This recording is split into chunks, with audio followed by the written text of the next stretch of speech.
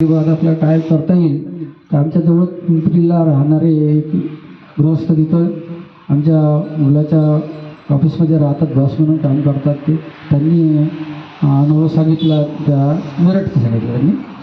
आणि मग त्यांना म्हटलं मग महाराष्ट्रामध्ये कुठेही जरी असला तर मी हे शिबिर करण्यासाठी तयार आहो आणि तुम्हाला सुचवा. तर लगेच 2-3 दिवसात त्यांचा मेसेज आला की जयताई काळेंनी जो मेसेज टाकला आहे तो ग्रुपचा आपला तो आला आणि लगेच त्याच्यात मी नोंदणीसुद्धा केली. अशा तऱ्हेनं माझी मी एंट्री केली याच्यामध्ये. आता राहिला प्रश्न 8 दिवसाचा प्रश्न. जयताईंनी खरोखर 8 दिवस म्हणजे ज्या आम्हाला सूचना दिल्या त्या सूचनेचं पालन करून खूप शरीरातला मळ बाहेर पडला.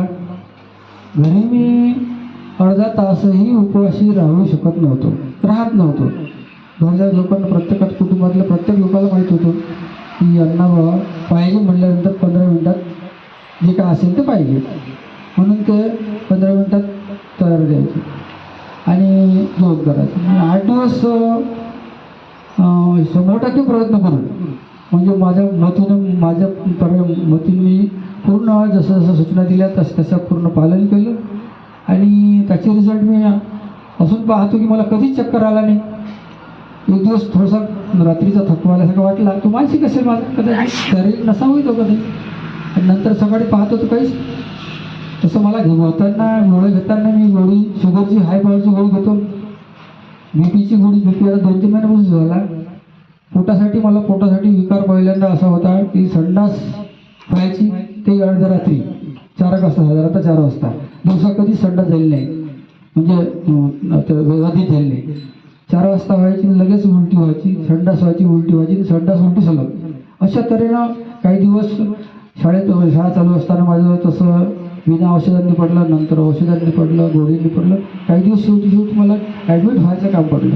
ॲडमिट झाल्याशिवाय बसायचंच नाही. इतके हातपाय घेऊन जायचे की त्याचा वाद निर्माण व्हायचा. मग मला शेवटी गाडीत टाकून द्यायचं काम पडलं, उचलून, अक्षरशः उचलून. मी नागपूरला ट्रीटमेंट गेली. माझी 4 वर्षापासून ट्रीटमेंट चालू आहे सध्या. डॉक्टर भंडारकर म्हणून आहे. त्याची ॲसिडिटीची गोळी शेवटी चालू आहे, सतत चालू आहे. आणि झोपेची गोळी म्हणजे जी ॲक्च्युली ती झोप म्हणजे झोप नाही आणत, पण डोकं शांत ठेवते असं त्यांचं म्हणणं आहे. तो पहिले 10 mgची घेतली, नंतर 15 mgची घेतली, 20 mgची, आता 25 mgची घेत होतो मी. म्हणजे पॉवर दिवसेंदिवस वाढत चालला. तर इथं आल्यानंतर मी ते पूर्ण टोटल बंद करून टाकलं. 100% भीती वाटत होती. 4ही गोळ्या बंद केल्या. 4ही पूर्ण गोळ्या बंद केल्या मी 100%. आणि गोळ्या बंद करून मी 100% विश्वास टाकला. भीती वाटत होती तर मला अजूनही म्हणजे गाढ झोप लागली नाही. परंतु झालं काय की 9-10 वाजता झोप कधी लागली माहीत नाही मला. सकाळी उठल्यानंतर मी 3-4 वाजता 5 वाजता उठायचंच मी. तर उठलो की एकदम फ्रेश, म्हणजे कधी झोप लागली ते माहीत नाही मला. मी आणि सरांना बोललो ही गोष्ट की मला रात्रभर झोप लागली नाही, पण सकाळी मला थोडंसं की ती आता जाणवलेलं नाही, म्हणजे रात्री मी जागा होतो. दुसरी गोष्ट याच्या पूरक सांगतो की मी घरी ती गोळी घ्यायचं 9 वाजता, 8-8:30-9 वाजता डॉक्टरांनी घ्यायची. ते तुकारामाची सिरियल पाहण्याचं मी सध्या बाळगतो आहे, म्हणजे 4-5 महिन्यापासून पाहतो आहे. 1000 भाग चालू आहे. सहज सांगतो माझं. आता काही गोष्टी माझ्या सांगितल्या जात असतील ओघाओघात, ते माझ्या म्हणून नाही सांगायचे, मला जनरल सांगायचे आहेत त्या. तर मी 10-11 वाजेपर्यंत जागत होतो मोबाईल पाहून, नंतर झोपत होतो. तर 7-7:30-8 वाजता उठत सकाळी. त्याच्याशिवाय अगोदर उठलं की लगेच मला उलटी सुरू व्हायची. तोपर्यंत मी भीतीपोटी 6 वाजता जागायचं, मला पण उठायचं नाही, तसं पडून राहायचं. आम्ही स्वतंत्र खोली होती, आम्हाला झोपायचं ठीक आहे समजा. परंतु असं माझं जीवन थोडंसं विचित्र झालं होतं जगण्याचं.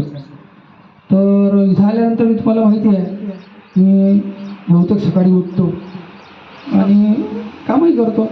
त्याचं कामं करण्याची पद्धती माझी सुरुवातीपासूनच आहे की थक्यापर्यंत काम करायचं आणि झोपेल तेव्हा झोपायचं, असं माझं अगोदरचं नियोजन होतं. जेव्हा मला वयाच्या 43व्या वर्षी डायबिटीस झाला, आज 63 झालं, 20 वर्ष झाले मी गोळी घेतो. मधात 2 वर्ष माझी गोळी सुटली. त्यालाही कारण असं असावं की त्यावेळेचे मुख्याध्यापकाचं कारण असावं असं मला वाटते. आखरे श्रोते वारले बिचारे ते. तर ते एकदम आनंदी जीवन जगायचं बिलकुल, म्हणजे स्टाफलाही आनंदी जीवन जगू आपण हँडल करा.